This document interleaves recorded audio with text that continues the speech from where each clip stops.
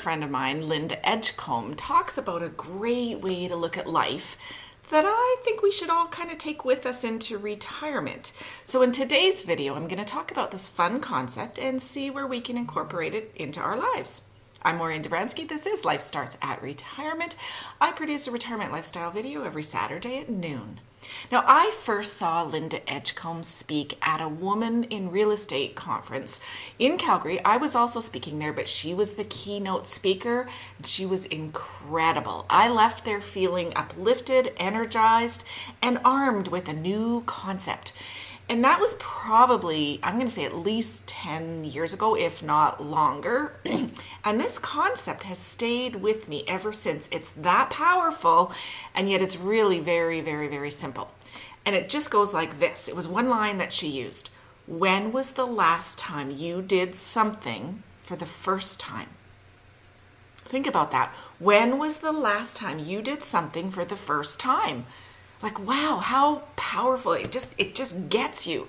And not to minimize any of our previous fun or any of our previous great times, but let's add more fun and more great times into our lives. Because we all have our go-to stories that we tell over and over and over again. And after 41 years of marriage, I can almost say word for word some of Ken's stories.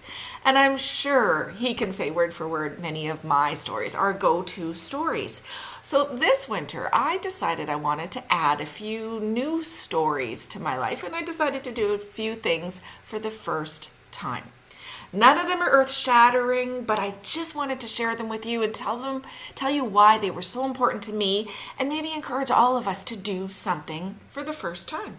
So the first thing I did was just a little while ago, about a month ago, we had our 8 and our 10-year-old grandsons come down for 11 days this spring. And while they were here, we took them out to Lake Pleasant.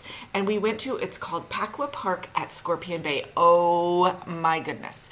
It's a floating obstacle course and it's crazy. It was so much fun. Ken's not a water person, so I took the boys and I went. And it was way, way harder than I thought it would be. But wow, we had fun. Right from their website, it says you'll run, you'll jump, you'll slide, you'll bounce, you'll fall, and get back up and do it all over again. And it's true. Each group goes in for 45 minutes. And at first I thought 45 minutes, that's not very much time, but wow, it's hard. But we laughed, we splashed, we fell in the water over and over and over again.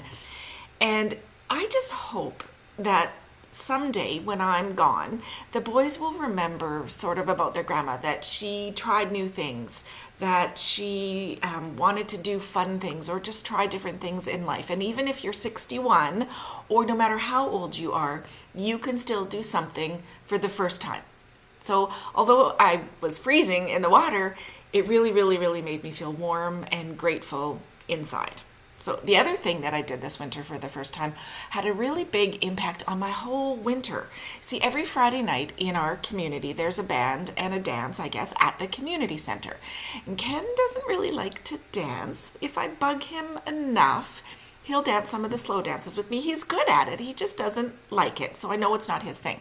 And there's always been, at these dances or at these community centers, always been quite a few women dancing together.